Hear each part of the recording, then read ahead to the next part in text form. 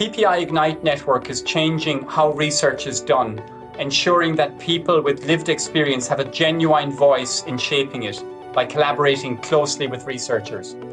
Let's listen to some observations on the network from external stakeholders.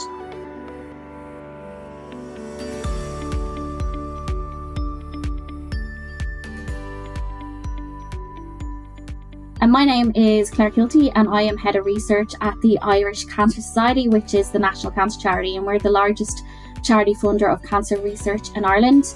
Over the last 8 years since PPI Ignite has started, I have really seen a great shift in PPI in Ireland, which is fantastic to see.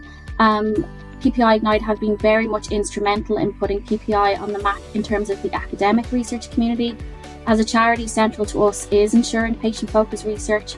I think since PPI Ignite has started, there's been a really shared commitment amongst us as a charity and researchers in the academic community to really drive patient partnership.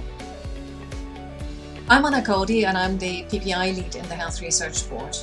I have seen real progress made thanks to PPI Ignite. It's been critical in embedding meaningful PPI across health and social care research, from individual projects to institutional strategies. Before PPI Ignite, few researchers in Ireland were familiar with PPI methodology and therefore didn't incorporate it in their research. Now, nearly every HRB application includes it. PPI Ignite has been a magnet to those interested in PPI, and it is a key strategic partner to the HRB. My name is Susan Smith. I'm a GP in Dublin and Professor of General Practice at Trinity College Dublin. I have been involved with PPI Ignite for about 8 years. I've been a huge fan of patient and public involvement in research, probably informally throughout my career, but it became more formal once organisations like PPI Ignite formed, and they have provided invaluable support really in including the patient and public voice in my research over the last few years.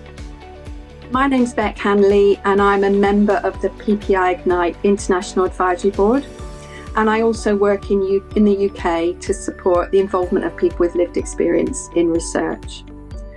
I want to pick 3 ways in which I think PPI Ignite has had a real impact from my perspective on involvement in research.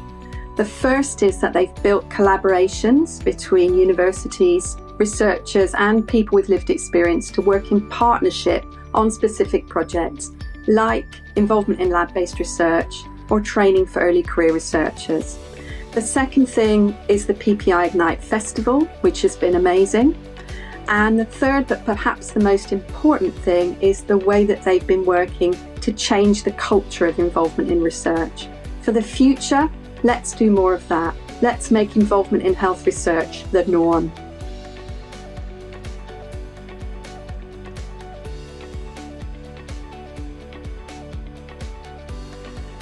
So in terms of future development, PPI Ignite has been instrumental in supporting early stage researchers, and it's important that they continue the great work in this area.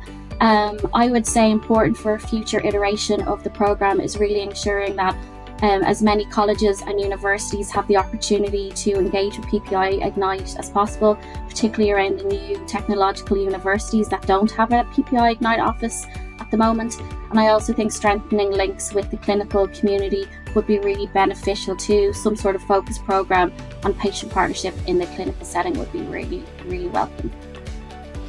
The process for funding phase 3 has not been completed yet, but all going well, we expect that the network will grow to 11 sites.